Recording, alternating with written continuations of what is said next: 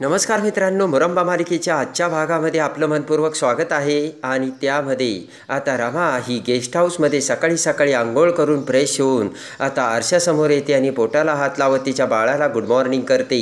त्यानंतर आता रमा आरशाला लावलेली टिकली आपल्या कपाळी लावते आणि आता रमा ही इकडे तिकडे बघते तर उषा आणि सगळं काही अस्ताव्यस्त पडलेलं असतं आणि प्रत्येक गोष्ट आता रमा व्यवस्थित करू लागते.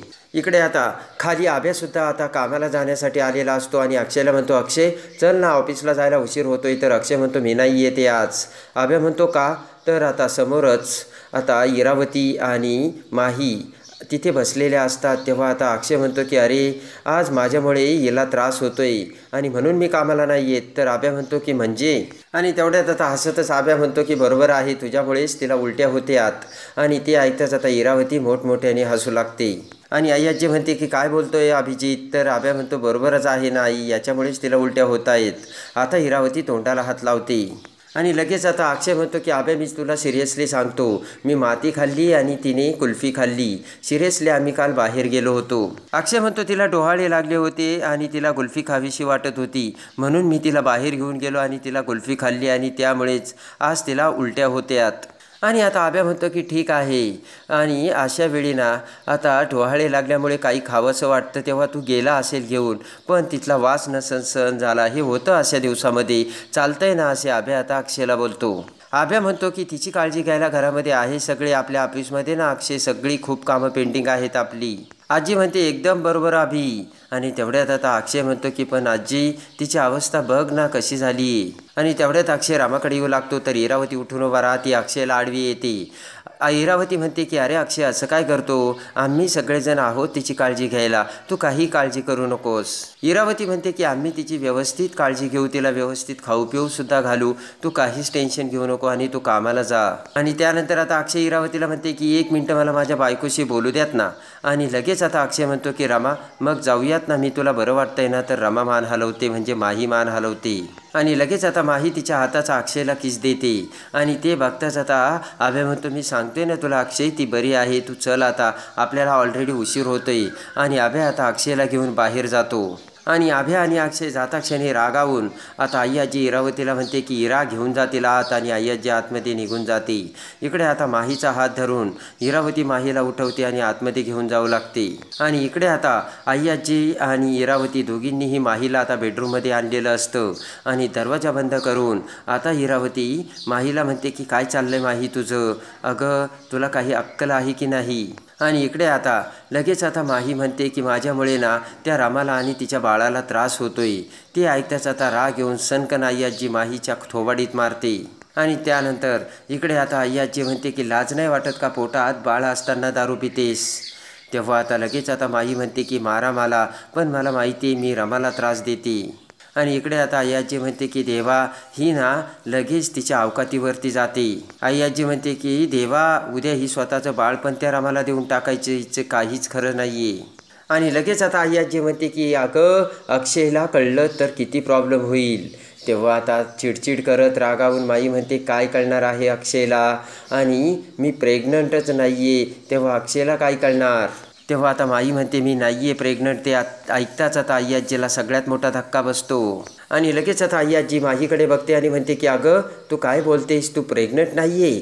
आणि आई आजी म्हणते इरावती अगं ही काय बोलते? आणि तेवढ्यात आई आजी म्हणते खरंच तू प्रेग्नंट नाही आहे? पोटाला हात लावत आता माही हात वारेनेच खुणावते, नाही नाही मी प्रेग्नंट नाही आहे. आणि इकडे आता पोटाकडे बघत आई आजीला सगळ्यात मोठा धक्का बसलेला असतो. आणि आता आ करून आई आजी ही माहीकडे फक्त आणि तिच्या पोटाकडे फक्त बघतच राहते. इकडे आता रमा ही अक्षयच्या फोटोसमोर येते. आणि आता अक्षयच्या फोटोकडे बघत आता रमा म्हणते की अहो बास ना, आता बस झालं, आता तुम्हाला समजायला हवं की सत्य काय आहे आणि खरी रमा कोण आहे म्हणून. रमा विचार करत म्हणते की त्या माही आणि इरावती आत्याने आपलं घर असं पोखरून ठेवलंय आणि रमा त्या फोटोकडे बघत विचार करते की आत्ता जर तुम्हाला कळलं नाही तर आता वेळ निघून गेलेली असेल आणि मी जरी तुम्हाला नाही सांगितलं तर तुम्ही पुरुष आहात, तुम्हाला कळायलाच हवं आणि तुमच्या डोळ्यांना तर तुम्ही सगळं बघताय असे म्हणत आता रमा पुन्हा कामाला लागते. आणि इकडे आता माही ही आई आजीला तिच्या पोटामध्ये लावलेला पॅड काढून दाखवते आणि म्हणते बघितलं का, हे आहे बाळ. आता तो पॅड हातात घेत आई आजी म्हणते की म्हणजे इतके दिवस तू प्रेग्नंट असल्याचं नाटक करत होती आणि त्या रमाबरोबर खोटं बोलत होती तर खोटं वागत होती. आणि इकडे आई आजीला धक्का बसून आता आई आजी म्हणते की म्हणजे अक्षय कधीच बाप होणार नाही का. आणि लगेच आता इरावती म्हणते की नाही नाही आई मॉम, तसं नाही आहे. ही माही समजून रमा अक्षयसोबत गेली होती आणि तिने अक्षयसोबत वेळ घालवला आणि रमा प्रेग्नंट आहे. ते ऐकताच आता आई आजीने पुन्हा एकदा तोंडाला हात लावलेला असतो. इरावती म्हणते की बरोबर ना गं माही. तर माही आता डोक्याला हात लावते. माहीची अजूनही दारू उतरलेली नसते आणि इकडे आई आजी आता विचारात पडते. आई आजी विचार करते की म्हणजे आता खरी रमा प्रेग्नंट आहे आणि रमाला बाळ होणार आणि ही माही नाटक करते. इकडे आता कामाला जाण्यासाठी अभ्या हा अक्षयला घेऊन बाहेर येतो, पण अक्षयच्या डोक्यात आता सीमाचे बोलणे अक्षयला आठवते. सीमा म्हटलेली असते की ती इरावती वंशाना ती आणि रमा अशा मोठमोठाल्या बॅगा घेऊन आउट हाऊसमध्ये चालल्या होत्या आणि सीमा म्हणते की त्या कपड्याचं किंवा कसलं तरी दुकान काढतायत गेस्ट हाऊसमध्ये म्हणे.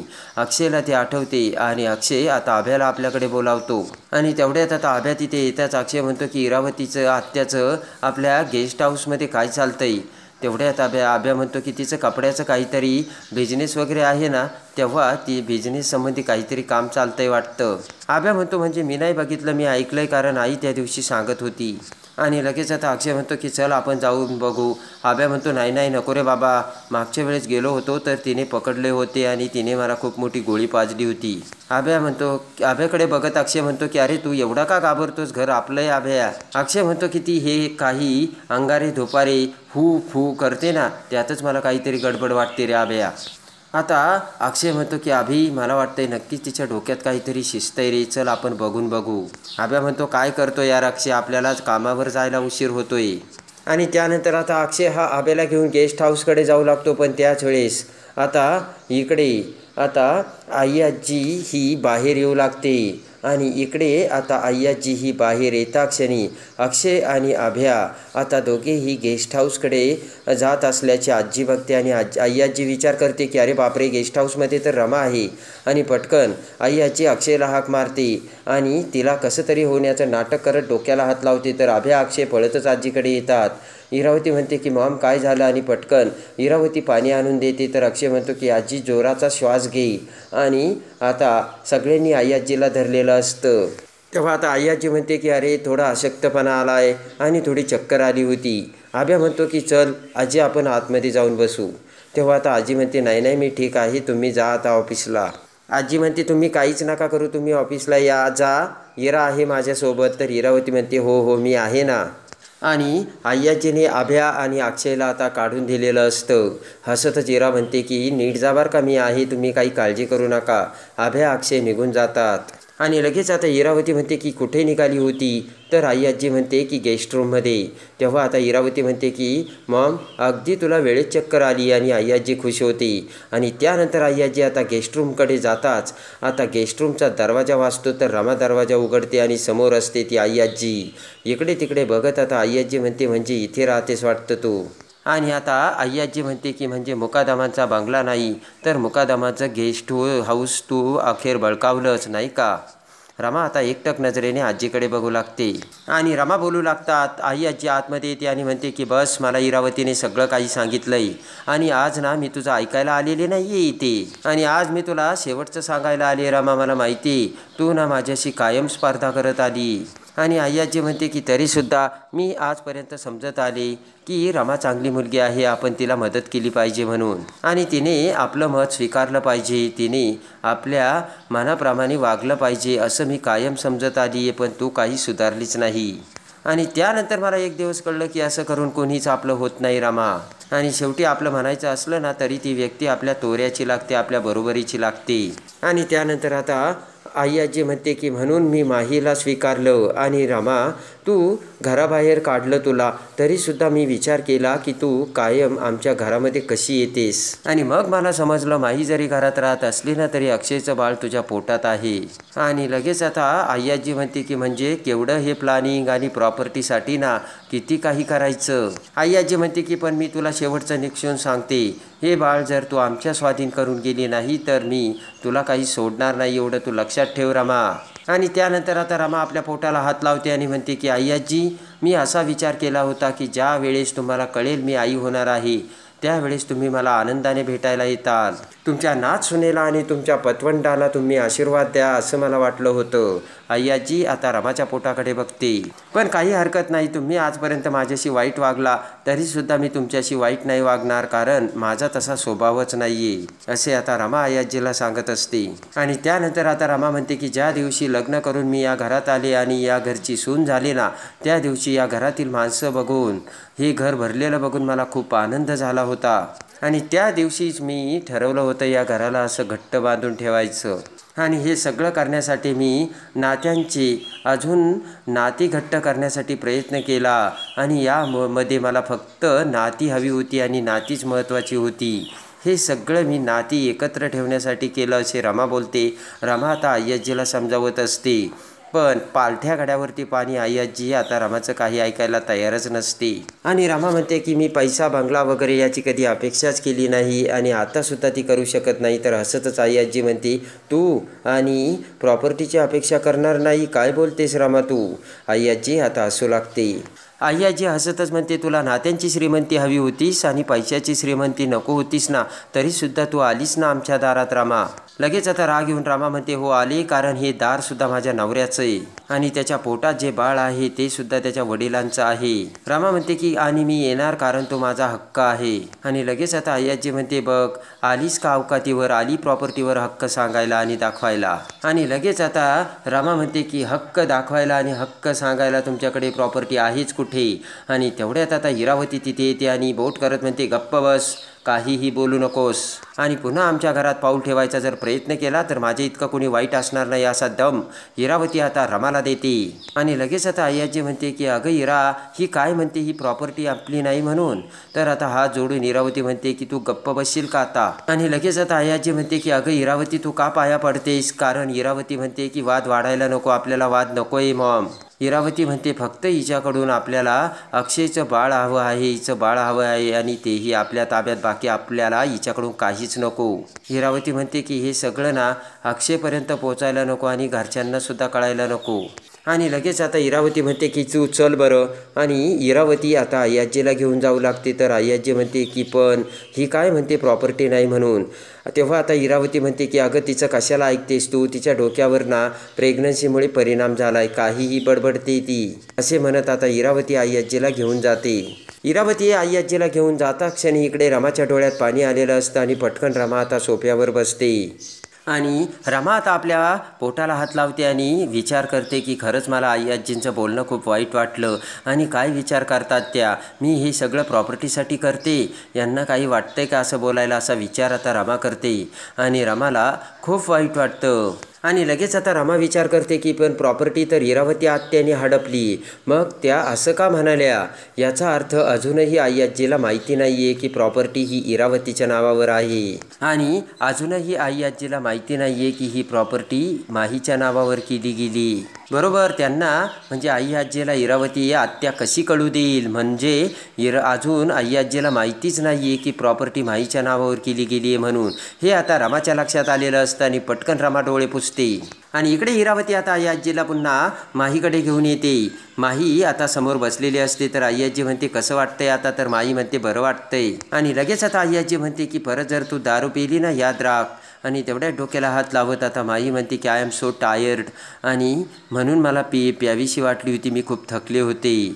माही म्हणते की मला असं वाटलं होतं की अक्षयबरोबर आल्यानंतर सगळं इंटरेस्टिंग होईल, छान होईल, पण तसं तर काहीच होत नाही आहे. मी फक्त या घरात ना पोटाला पॅडिंग लावून इकडे तिकडे फिरते बस, बाकी काहीच नाही आहे. आणि लगेच आता इरावती खाली बसते आणि माहीच्या डोक्याला हात लावत म्हणते की आय नो, मला माहिती आहे की तुला सगळं टेन्शन घालवायचं आहे, थकवा घालवायचा आहे, रात्रभर तुला पार्टी करायची आहे, रात्रभर दारू प्यायची, डान्स करायचा आहे, धिंगाणा घालायचा आहे. आता इरावतीचे ते शब्द ऐकून माही खुश होत असते. आणि इरावती म्हणते की ऑफकोर्स तुला हे सगळं करायचं आहे आणि मी तुला घेऊन जाईल आणि तू हे सगळं करू शकतेस. जेव्हा अक्षय बाहेर जाईल ना तेव्हा मी तुला स्वतः घेऊन जाईल, असे आता इरावती माहीला बोलताच आता माही खूप खुश होते. आणि माही आता खुश होते आणि म्हणते की प्रॉमिस. तर लगेच आता इरावती म्हणते हो, पण अक्षय समोर नीट वागायचं आणि रमा आहे असं दाखवायचं. आणि हात करत आता माही म्हणते प्रॉमिस का? तर इरावती हातावर हात देत म्हणते प्रॉमिस. पटकन आता इरावती टॉवेल घेऊन येते आणि माहीला म्हणते की जा बाथरूममध्ये जा अगोदर आणि फ्रेश होऊन ये, मग प्रॉमिस देते. आणि लगेच आता रमा टॉवेल घेऊन बाथरूममध्ये जाते. तेव्हा आता आई आजी म्हणते की अगं इरावती, हे सगळं काय आहे? खूप प्लॅनिंगने केलं आहे तुम्ही हे, पण हे सक्सेस होईल का? इरावती म्हणते मॉम तू काही काळजी करू नको, सगळं अगदी बरोबर होईल.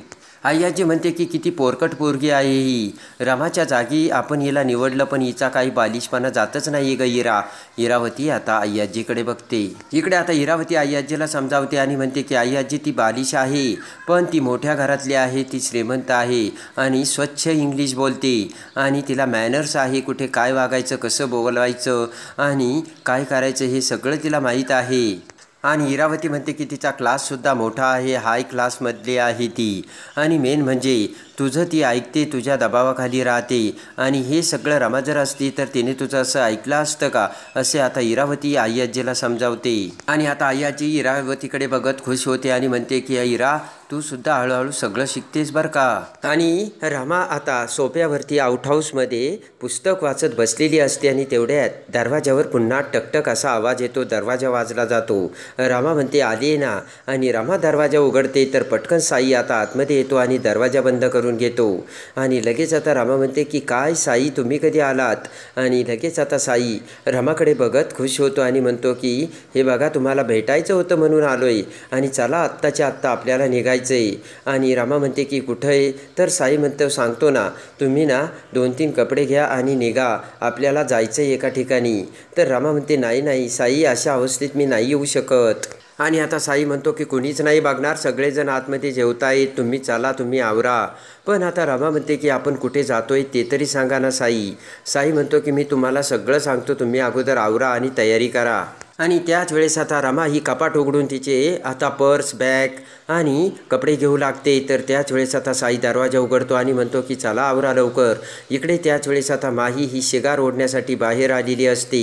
इकडे तिकडे बघत आता त्या कपाटापाशी जाते आणि आता माही म्हणते की आज दिवसभरात मी एकही शिगार ओढली नाही, पण आता सिगरेट ओढू शकते, असे म्हणत तो कपाटाचा ड्रॉवर उघडून बाहेरच आता इरावती सिगारेटची पॉकेट काढू लागते. इकडे आता साई हा आता सांगत असतो की चला लवकर रमा आवरा. आणि आता रमा तिची सगळ्या गोष्टी घेऊन आता बाहेर येऊ लागते. इकडे आता पॉकेटमधून सिगरेट काढल्यानंतर इकडे माही विचार करते की मला जर कोणी बघितलं तर. तेव्हा आता माही म्हणते बघितलं तर बघितलं, पण मला वाटतं इकडे आता कोणीच नाही येणार. आणि माही आता सिगरेट पेटवते आणि आता ती तोंडाला लावू लागते. तर इकडे रमाला घेऊन गेस्ट हाऊसमधून आता साई आता घेऊन जाऊ लागतो. आणि त्यानंतर आता इकडे साई मोठ्या हुशारीने रमाला घेऊन कावेरीच्या घरी आलेला असतो. आणि रमा आता कावेरीला बघताच आता रमाच्या डोळ्यातून अश्रू वाहू लागतात. आणि त्यानंतर आता लगेच रमा कावेरीला म्हणते की आई अगं अशी काय बघते, मी आहे तुझी खरी रमा. आणि असे म्हणत आता पटकन कावेरीने रमाला ओळखलेलं असतं आणि पटकन कावेरी आता रमाला मिठी मारते आणि खरी एका आई आणि मुलीची भेट आता साईने घडून आणलेली असते. दोघींच्याही डोळ्यात अश्रूंच्या धारा वाहू लागतात आणि ही आपली खरी रमा आहे तर ती माही आहे. आणि रमा खरी प्रेग्नंट आहे हे सत्य आता कावेरी समोर येऊन कावेरीचा आनंद गगनात मावेनासा झालेला असतो. आणि इकडे आता अक्षय हा बेडरूममध्ये असताना रमा म्हणजे माही घरामध्ये नसते.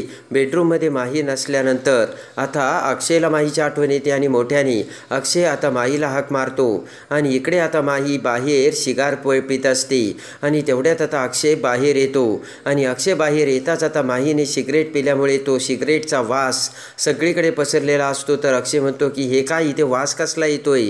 तर पटकन माही आता तोंडाला ओढणी लावते आणि अक्षय मोठे डोळे करत आता माहीकडे बघू लागतो आणि आता समोर आता माहीचे सत्य आलेले असते आणि माहीने सिगरेट पिऊन तो वास अक्षयला येत असतो आणि अक्षयने आता ही रमा नाही तर माही असल्याचे आता ओळखलेलं असतं आणि त्याच वेळेस इकडे कावेरी समोर खरी रमा येऊन कावेरीला सुद्धा सत्याचा उलगडा झालेला असतो. तर आता ही रमा नाही तर माही असल्याचे सत्य इकडे अक्षयसमोर आलेले असते. तर तिकडे कावेरीने खरे रामाला ओळखलेलं असतं आणि आता आई आजीसमोर प्रॉपर्टीचे भयानक सत्य येऊन इरावतीने घात केला आणि प्रॉपर्टी आपल्या नावावरची तिच्या नावावर करून घेतली आणि माहीला या घरात आणलं.